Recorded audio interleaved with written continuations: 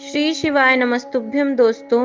आज हम बात करेंगे वट सावित्री व्रत के बारे में, उसके महत्व के बारे में और वट सावित्री व्रत की कथा को श्रवण करेंगे।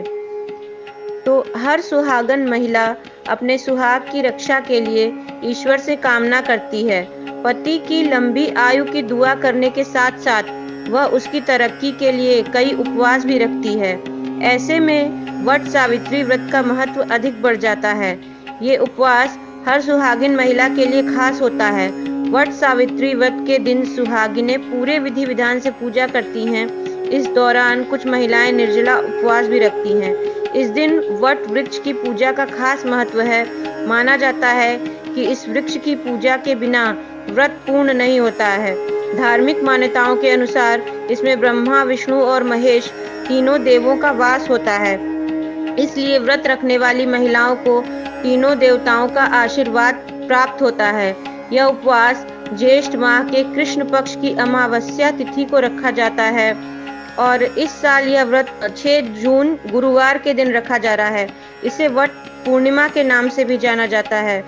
इस दिन सत्यवान और सावित्री की कथा सुने बिना व्रत को पूर्ण नहीं माना जाता है।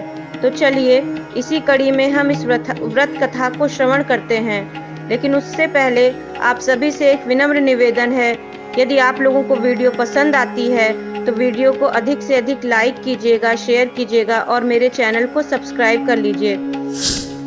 वट सावित्री व्रत कथा।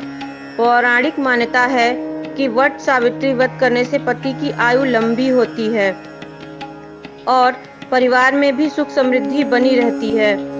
मध्य देश में अश्वपति नाम के धर्मात्मा राजा का राज था और उनकी कोई भी संतान नहीं थी। राजा ने संतान प्राप्ति के लिए यज्ञ करवाया, जिसके शुभ परिणाम के बाद उनके घर एक कन्या का जन्म हुआ। इस कन्या का नाम सावित्री रखा गया।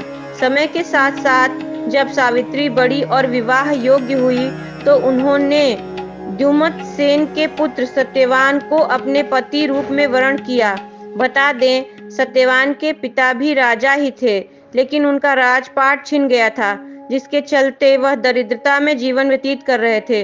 सत्यवान के माता पिता की आंखों की रोशनी चली गई थी और वह जंगल से लकड़ी काटकर उसे बेचकर अपना गुजारा कर रहे थे।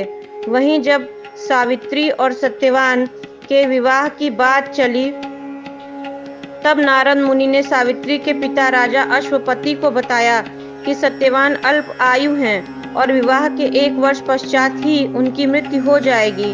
नारद मुनि की बात सुनकर सावित्री को उन्होंने बहुत समझाने का प्रयास किया, लेकिन वह नहीं मानी। अंत में सावित्री का विवाह सत्यवान से हो गया। शादी के बाद सावित्री अपने सास ससुर और पति की सेवा में लग गई।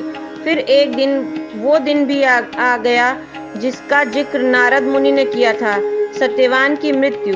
उसी दिन सावित्री भी सत्यवान के साथ वन को गई। वन में सत्यवान लकड़ी काटने के लिए जैसे ही पेड़ पर चढ़ने लगा कि उसके सिर में असहनीय पीड़ा होने लगी। कुछ वह सावित्री की गोद में सिर रखकर लेट गया। कुछ ही समय में उनके समक्ष अनेक दूतों के साथ स्वयं यमराज खड़े हुए थे। यमराज सत्यवान की आत्मा को लेकर दक्षिण दिशा की ओर चलने लगे। पतिव्रता सावित्री भी उनके पीछे चलने लगी। आगे जाकर यमराज ने सावित्री से कहा, हे पतिव्रता नारी, जहाँ तक मनुष्य साथ दे सकता है तुमने अपने पति का साथ दे दिया, अब तुम लौट जाओ। इस पर सावित्री ने कहा, जहाँ तक मेरे पति जाएंगे वहाँ तक मुझे जाना चाहिए, यही सनातन सत्य है। यमराज सावित्री की वाणी सुनकर प्रसन्न हुए और उनसे 3 वर मांगने को कहा। यमराज की बात का उत्तर देते हुए सावित्री ने कहा, मेरे सास ससुर अंधे हैं, उन्हें नेत्र ज्योति दें। यमराज ने तथास्तु कहकर उसे लौट जाने को कहा और आगे बढ़ने लगे, किंतु सावित्री यम के पीछे ही चलती रही। यमराज ने प्रसन्न होकर पुनः वर मांगने को कहा। सावित्री ने वर मांगा, मेरे ससुर का खोया हुआ राज्य उन्हें वापस मिल जाए। इसके बाद सावित्री ने यमदेव से वर मांगा, मैं सत्यवान के 100 पुत्रों की मां बनना चाहती हूँ, कृपा कर आप मुझे यह वरदान दे। सावित्री की पति भक्ति से प्रसन्न हो सावित्री से तथास्तु कहा, जिसके बाद सावित्री ने कहा कि मेरे पति के प्राण तो आप लेकर जा रहे हैं, तो आपके पुत्र प्राप्ति का वरदान कैसे पूरा होगा।